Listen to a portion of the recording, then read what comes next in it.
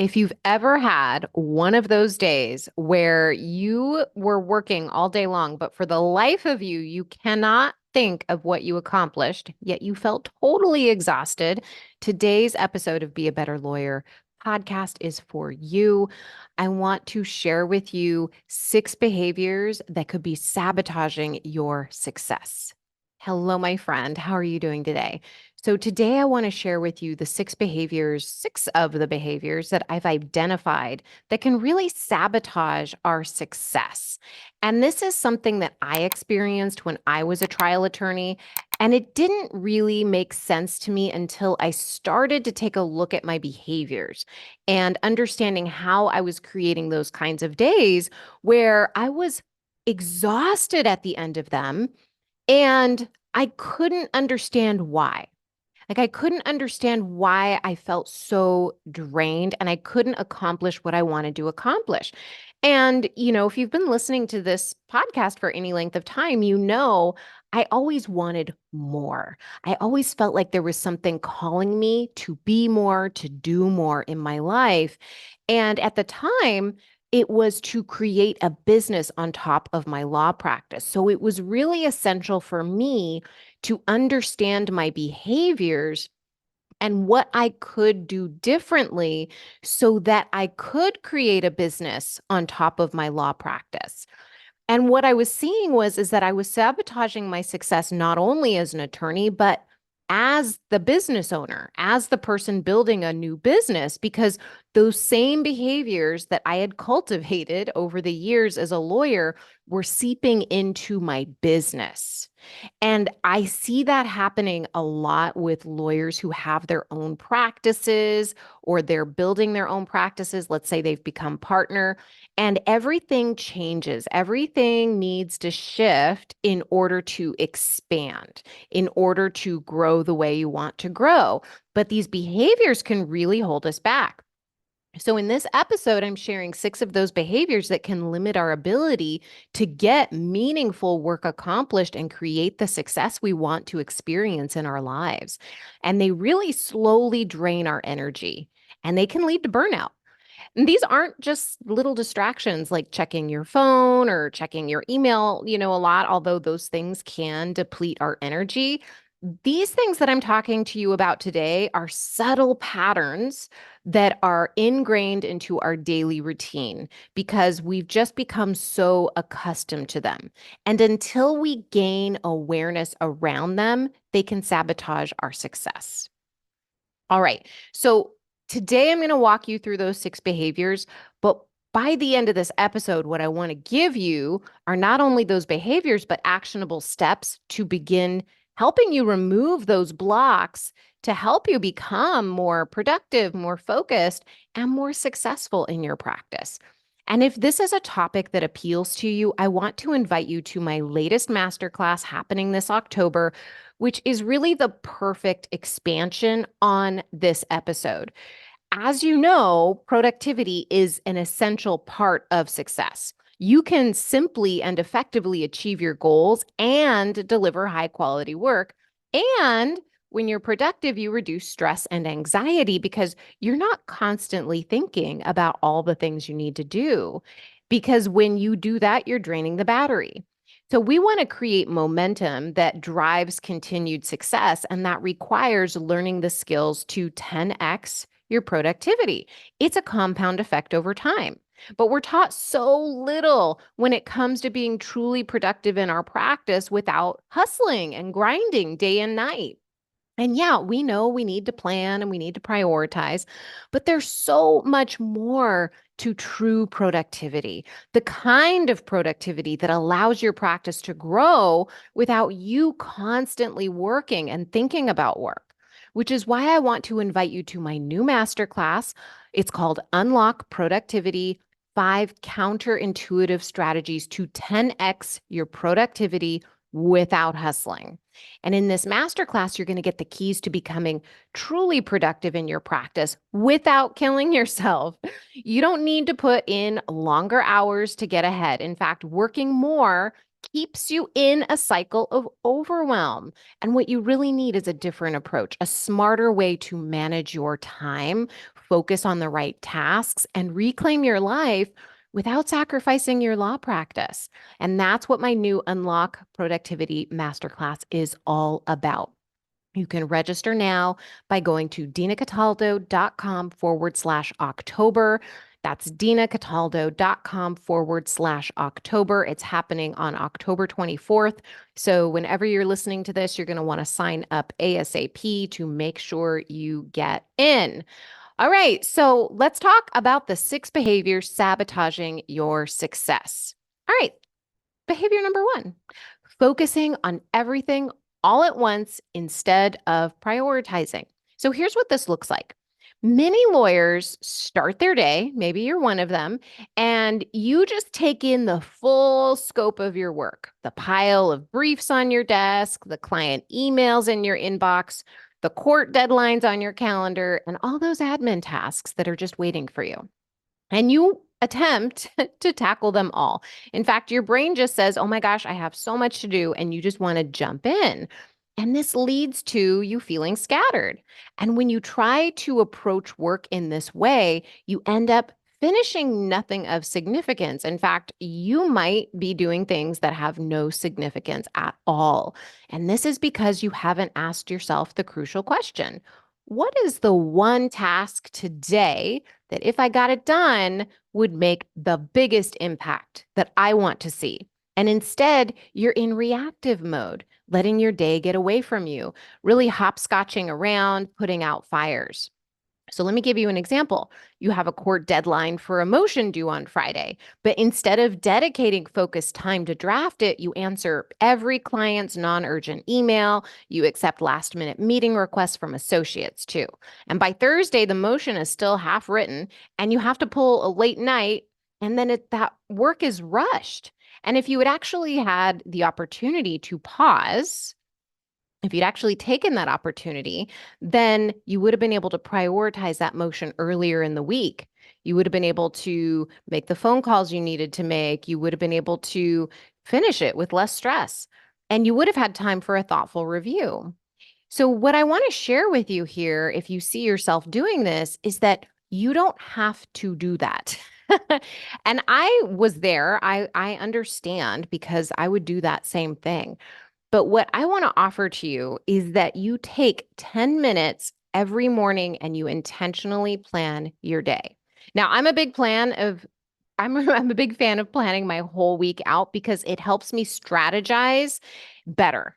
I honestly know that, especially if you have your own practice or you want to grow your practice, that's essential that you learn that skill. But if you're not there yet, taking 10 minutes every morning will help you. And ask yourself, what's the most important task that I need to get completed today? And you get that on your calendar. You focus on it. When we focus our attention on what needs to get done, it's going to get completed much quicker. And we're able to focus our attention and block out the distractions much easier. It's also going to let you make more consistent progress in your practice, whatever task you might have, whether it is building your business or, making sure that there's a certain contract that is completed, whatever it is. You can make that progress without feeling overwhelmed by the entirety of your workload, because the work's going to be there. You're always going to have work. So the work we have to do is focus our brain on what is most important. And the way to do that is to do that first thing in the morning when you're fresh, and you can point your brain in the direction it needs to go without it being pulled in a million directions. Okay, behavior number 2, overworking and overscheduling. Here's what this looks like. A lot of lawyers think that working longer hours equals higher productivity. So you fill your calendar with back-to-back appointments and you work into the night, thinking that cramming as much as possible into the day is eventually going to lighten your workload. I used to believe this too. But this constant overscheduling depletes your mental energy, leaving you less able to do high impact work. And when I say high impact, it's the work that's moving the needle on your law practice. So if you have a big presentation that you want to create for a client because you're selling, your services, or you're creating a speech because you're marketing your services somewhere, you've got to be able to think and use your very best energy towards that work. So, a typical week, let's say, for you might involve checking emails, multiple client meetings, maybe some court appearances, phone calls, drafting work, and you barely have any time to grab a glass of water, much less have a full lunch. And by the time you sit down to do that high priority project, you're just too mentally fatigued to really make it good, to make any real progress. And then you might even tell yourself, well, I'm just too pooped. I'll do it later. And as a result, you're just like, okay, it's looming in the background. I've got this thing to do. And then you've got to stay up late the night before to get it done. So the quality of your work is going to suffer, and the time it takes to complete that task increases. So I want you to think about those evenings when you stay late at the office, even, right? When you stay late, you're thinking, oh, yes, I'm going to finish that brief. I'm going to catch up on those admin tasks. There were evenings I found myself doing this. But what I would do instead is I would either stare at the computer, or I would do these little menial tasks like checking email or cleaning out my inbox and organizing things, right? I knew what needed to get done. I knew what was most important, but I was doing these low value tasks instead. When we force ourselves to work in this way, right? Because you might get some things done that night, but your effectiveness decreases over time. You might get a few menial things done, but maybe you keep putting off that big project you want to work on. And when you do that, you are draining yourself. You begin to burn out because you're not giving yourself what you need. You're either working yourself to the bone, working, even if it's menial tasks, or you're thinking about the project, but you're not giving yourself a meaningful break. You're not telling yourself, okay, I got to stop here and then I'm going to pick up tomorrow. You're just trying to get something done because you want to feel good about the time you're spending at the office. But here's what I want to offer you if you find yourself in this situation, because so many lawyers do. I want you to create an enough plan. Okay. This is what an enough plan is. Similar to number one, you are planning out what you're going to complete in your day, and you are going to say, this is what's most important. But you are also going to give yourself a signal that you are complete with your work for the day. You are going to decide ahead of time what it means that your day is done. And that can look like a lot of different things. So, for example, I'm done when I write this brief today. I'm done when I check my emails, talk to this client, and write this draft. And then at 6 o'clock, I'm out, right? You can form this enough plan however you like. But if you don't do an enough plan, your brain will just say, oh, I should do this other thing. I should pick up this other task. I should check more emails. I can do this. I can do that. Even though you know what the most important task is, your brain wants to do all this other stuff. So if you can tell yourself, no, this is what it means for me to be done for the day, you can focus your brain in, you're reining it in, and you're telling it when it can switch off. So you can say at 6 o'clock, I'm switching off my brain. Done for me means that when I leave everything at the office behind, I go home and I don't think about work. I don't check my email. That's what an enough plan is. And that might not fit for everybody. That's why you've got to create your own enough plan. Maybe your enough plan includes one more check of the email before dinner, right? Or after dinner. Those are the things that you need to ask yourself, what does it mean for me to be done? Because we've got to put our brain to rest. We've got to give it some rest so we can recharge. We've got to let our brain know that it's okay to switch off. And that gives us that opportunity to recharge the battery for the next day or the next week. And this is going to help you increase your ability to concentrate and to focus, which means you're going to make better progress on your work over time. I saw this really strongly in my life when I was practicing law and building my business. So I was doing those things at the same time. I was not giving myself a day off. I was not telling myself it was okay to take a break. I was not telling myself it was okay to take a day off or an evening off, nothing. Instead, what I was doing was saying, nope, you got to work. You got to do something. You've got to work on your website. When you get home, you've got to, check some emails. You need to do this. You need to do that. And when I was doing that, it was keeping me in this perpetual state of busyness, which was draining my battery and I was burning out. So I needed to give myself that permission to take time off. And the funny thing was, well, it's not funny now that I know the science behind it, but at the time, I thought I was being more productive because I was getting a little bit done every night. But here's what really was happening is that I was working in these prolonged stretches of time.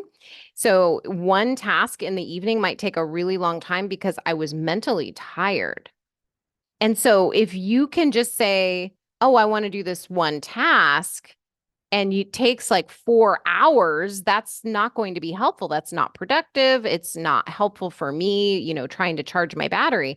But if I gave myself that Saturday off, I noticed that when I gave myself tasks on the weeknights, that they were much shorter and I was getting much more accomplished. And it's so counterintuitive that when we give ourselves those breaks, that we will actually see more progress. We just think, oh, I need to be a robot. I need to keep working. But if you give yourself that time to recharge and you don't overschedule yourself, you will see the difference. You have to create that enough plan and give yourself permission to take time for yourself.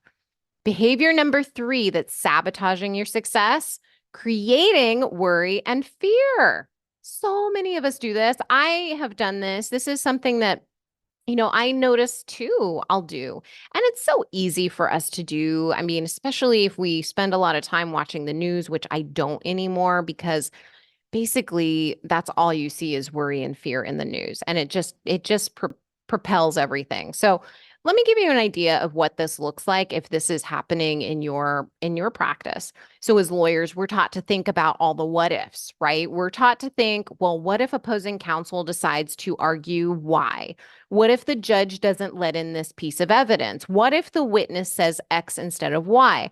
And these kinds of questions are really great if you are in problem solving mode, which most of the time when, I heard myself asking these or other lawyers are asking themselves this, they're in problem solving mode. They want to come up with a solution, their plan B, so to speak. But unfortunately, this really great quality that lawyers have is perverted when we start using these what if scenarios against ourselves. For example, what if I miss a deadline? What if I didn't cover every angle in that brief? What if the judge hates me? These kinds of questions are not things that matter, right? Like they're not anything that's really going to have this huge implication because if you're planning ahead of time, if you're focused on the present, you are able to ensure you don't miss a deadline. And if you do, you'll figure it out, right? And then what if you didn't cover every angle in that brief? Well, if you didn't, you'll figure it out. Well, what if the judge hates me? Well, if he does, then you'll figure it out, right? These kinds of things are just creating worry and stress, and they're not actually actively problem solving for your case, right? It'd be different if you were asking yourself, okay, the angles that I'm covering in this brief are X.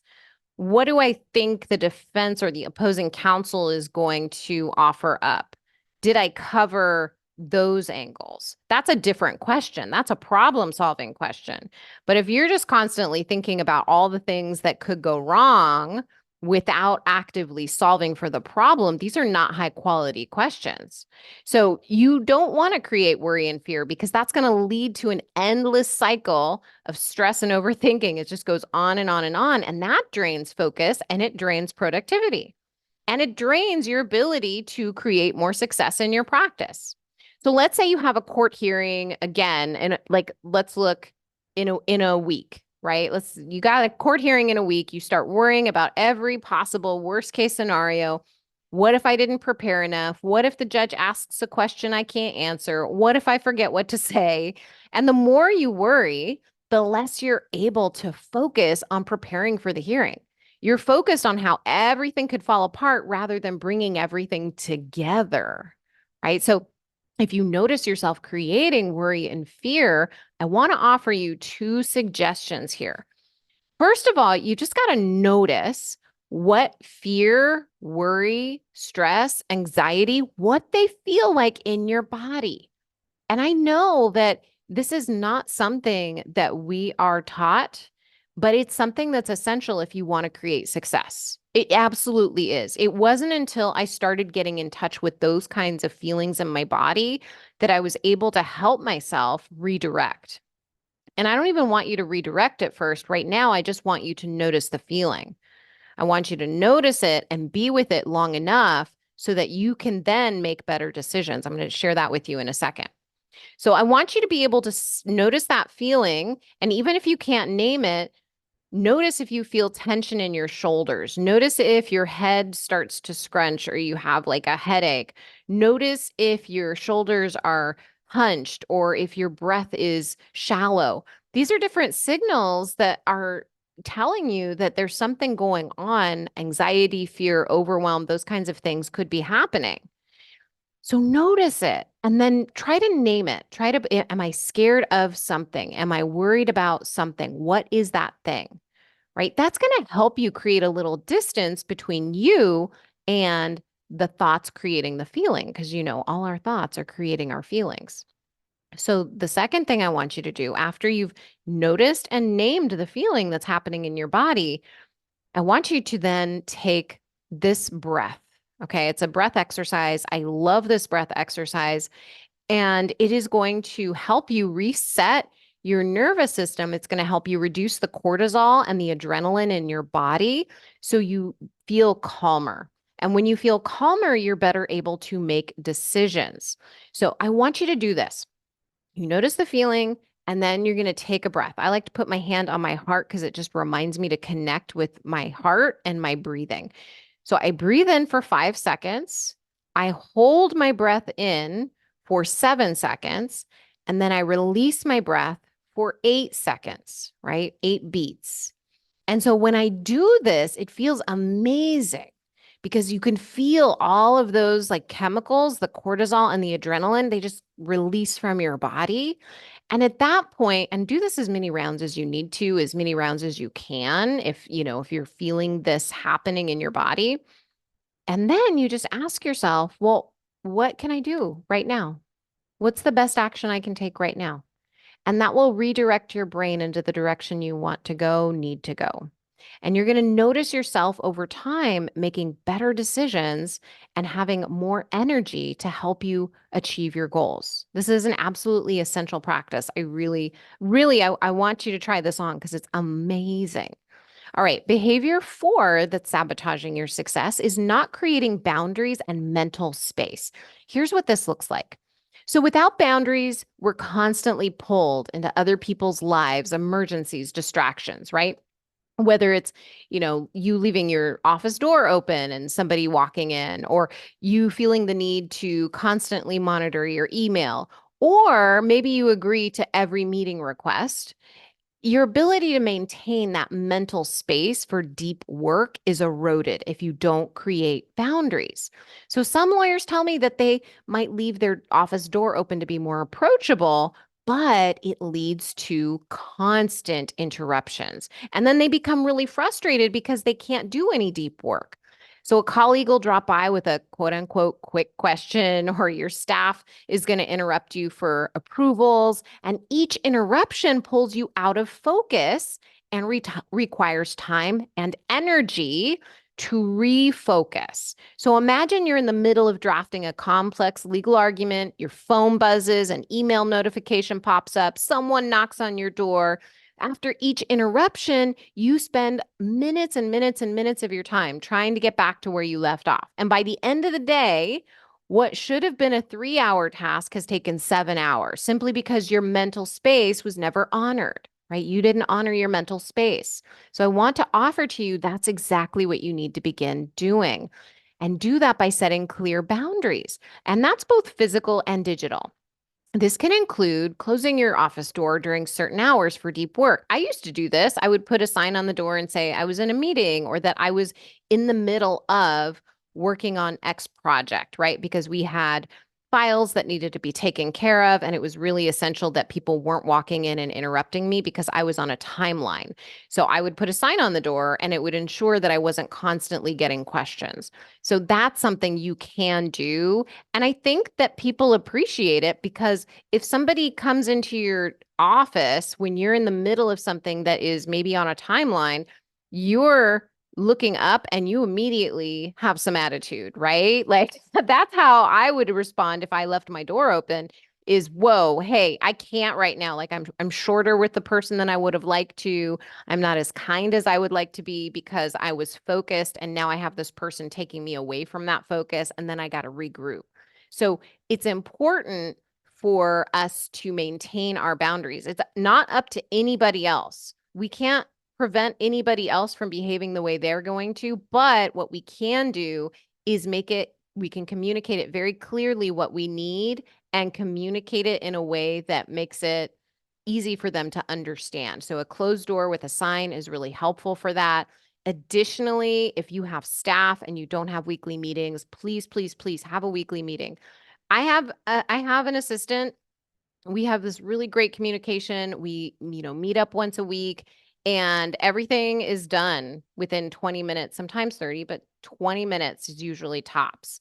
And we just go through the week. If he has a question, he can email me. And that doesn't even really happen that often because we usually address it in that 20 minutes. So if you start to have these kinds of meetings that are going to help them come to you in a discrete amount of time where you can have that set of time just for them and you're not doing other work, this is a really fabulous opportunity for you so that you can preserve your time, preserve your energy. And then communicate this, right? You've got to communicate this and stick to it because if you just say you're going to have a weekly meeting and then you never have it, well, then they're going to interrupt you, right? So it's important that you do that for yourself, your sanity, and just creating that mental space is really going to help you with that focus and the creativity you need for that deep work. Behavior 5, failing to regroup. So, regrouping is a term that really means to pause, reassess, and strategize moving forward. It's like calling a timeout in the middle of a football game. Lawyers don't really do it all that often, and it's really helpful when you're doing anything. You hit a wall, you feel energetically drained, you feel overwhelmed. It's so great to just regroup. I regroup all the time. If I notice that I'm drifting off and I'm doing some other work, I stop myself and I say, whoa, whoa, whoa, hold on. Let's regroup for a second. Let me look back at my calendar. What was I supposed to be doing right now? Okay. All right. I refocus. I say, oh, okay, well, maybe the timeline has changed on that. Let's regroup and then I can plan ABC. This is what I'm going to do. So regrouping is essential to your success. Here's what this looks like if you're not regrouping. So you might feel some pressure, right? You feel pressure, you feel overwhelmed, but the reaction is to keep working through the work. You feel all of that like tension and you just keep going and you keep pushing and you keep pushing. But the interesting thing about this is even though we're telling ourselves in those moments that we are getting things done, this actually leads to mental exhaustion and mistakes. And that can lead to burning out, feeling overwhelmed, all of the things. So I just want to paint this picture for you. So let's say you are midway through a day. You've had meetings, you've been checking emails back and forth between counsel trying to close a deal, you've got briefs that you've got due, you're feeling like you're drowning in tasks. But instead of pausing to reassess, you just keep pushing forward. And by the time you get to the most important work of the day, you're mentally spent, right? You don't have any more in the tank for this. Or imagine this, right? You're working on a deadline for a deal that's closing, and every detail in that is important. And you're trying to keep momentum on the deal going. You want to close it. Your client, keeps connecting with you, wanting to see what's going on with it, and you're exhausted. But instead of taking a short break to recharge, you just keep grinding. You keep replying to emails. You keep like moving, moving, moving. And then by the end of the day or the night, you're making careless mistakes. And what's worse, those mistakes now take more time to correct. You've got to go back, you've got to double check everything because now you don't trust yourself because you found this mistake. So here's what I want to offer you if you see yourself in these situations. When you feel overwhelmed, when you notice yourself in this busy, busy, busy mode, I want to offer to you to take a 5 to 10-minute break and step away from your work and regroup.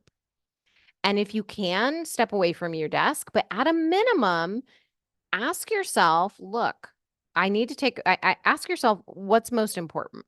Okay, that's the question you need to ask yourself. Is it most important for me to do this or this? And your answer is going to differ depending on the stage of the work that you're in that moment. That's what's great about having this opportunity to regroup is you're no longer ping-ponging all the work. You're now able to refocus yourself. So maybe what's most important in that moment is that you not continually update the client and instead you work on an amendment to a document for them. Okay, maybe you just, you write them an email and you say, "Hey, I'm going to spend time on this amendment. So if I don't respond to your emails right away, just know that's what I'm working on," if that's something that you want to do. Right? Because so often we're just not communicating what's happening, and then our brain's worrying about what the client is thinking about us. Don't. Like, you just make decisions around this, and then you make things happen. So the next thing that I wanna share with you is maybe the most important task is, you know, letting your client know that everything is underway and that you're gonna contact them early tomorrow morning. So that way you can go home and you can get some sleep without thinking about all the additional emails that maybe the client is sending that evening. You've let them know, I will connect with you in the morning. Or maybe it's getting up and just getting something to eat. Get something to fuel you. So this regrouping allows you to reset, refocus, and then the most important thing you focus on gets completed and you can successfully complete it and take care of yourself and move your practice forward. It's a beautiful thing. Please use this skill. All right. So the final behavior that is sabotaging your success is overthinking decisions. So becoming a quick decision maker is essential to creating a successful practice, a successful business. You really can't dilly-dally on decisions because you don't have time to, you don't have the energy to, right? You don't want it to take up mental space. The more mental space you take up, the more drained you're going to feel, the less productive you're going to be, so on and so on and so on. So here's what this looks like. Every time you defer a decision by saying something like, "I'll think about it," or "I'll do that later," it adds mental clutter. And these unresolved decisions just sit in the back of your mind, draining your energy, creating anxiety, and preventing you from moving forward. And it's like having your phone on all the time or like on that bright setting. Of course, the battery is going to drain faster. So, for example, you're thinking about whether to hire a new associate. Well, you go back and forth, weighing every possible pro and con, but you never commit. Meanwhile, the extra workload continues to pile up, and the unresolved decision to hire that person nags at you in the background, taking up all this mental energy that could be better used elsewhere. This habit of overthinking doesn't just apply to these big decisions, right? It can happen with everyday tasks too, whether it's replying to an email, choosing a software tool for your practice, or deciding how to structure your day. Every time you say to yourself, "I'll get to it later," creates a mental backlog that slowly drains your battery without realizing it. So here's what you can do about this. Train yourself to be decisive. Right now, I am preparing to move and I am making lots of decisions about what to keep and what to purge as I'm packing things. And I have simply had to decide I have decided that this is the decision is that I am purging as much as I can, right? I am purging as much as I can. Is it possible that maybe I purge something that later on I think back and say, oh, I wish I hadn't have gotten rid of that? Yeah, sure. But what I've decided is that I'm not going to lose sleep over it.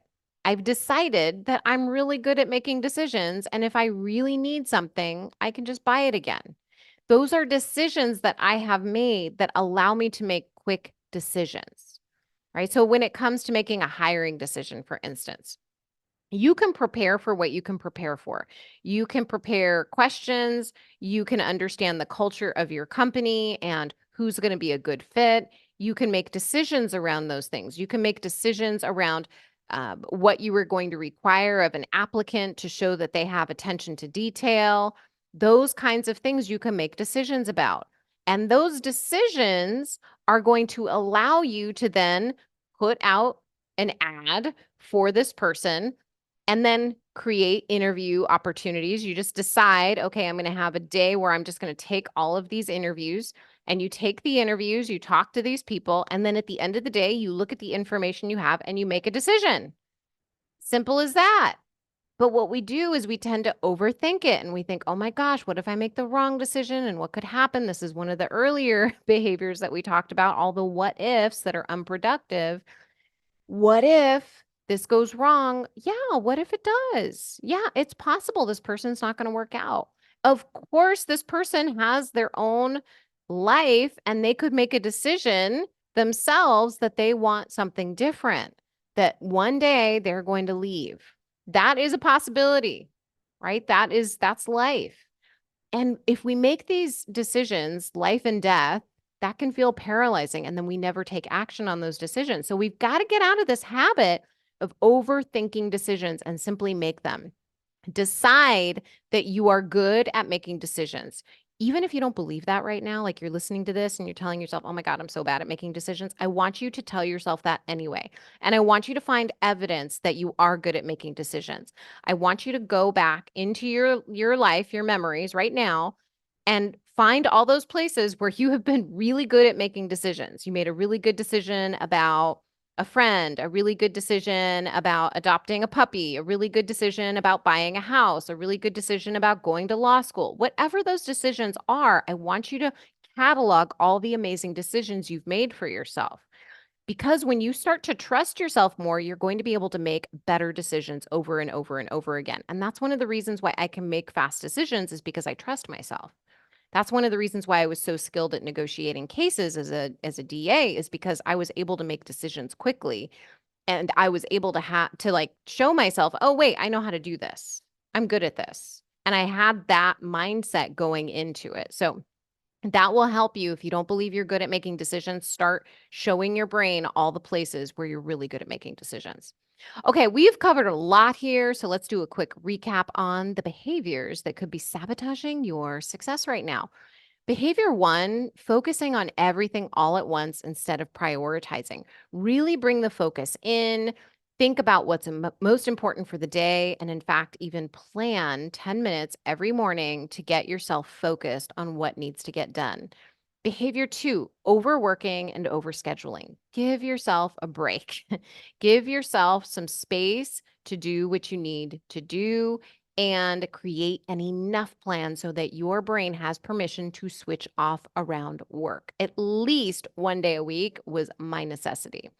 Behavior three, creating worry and fear, going into all of those what ifs and doing the what ifs that are not problem solving, but are really starting to create that tension in your body, that pressure that doesn't allow you to calmly make decisions, to calmly move your practice forward.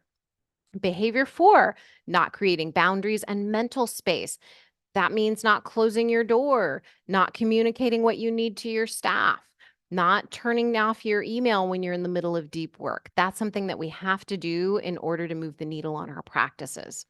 Behavior five, failing to regroup, not noticing when we're feeling stressed and overwhelmed and not taking that moment to pause, bring ourselves back to center, take some breaths, do that 5, 7, 8 breathing that I shared with you, And then ask yourself, what's the most important thing that needs to get done? And behavior 6, overthinking decisions, not thinking through or not deciding what needs to get decided, such as what are my decisions around my culture, my decisions around who I want to bring into this office, my decisions about what I want as an employee, for example, if you're hiring and you're overthinking it, and then just making the decision and going with it, not regretting it, deciding that you're really good at making decisions and that you are able to handle anything no matter what comes up. You'll be able to handle it. All right. So, taking action on what you learned in this podcast, I just wanted to let you know this because when I started taking action, it really freed up so much mental and physical energy to help me gain traction on my goals. I mean, that's the reason why I was able to build my business on top of my practice and then build.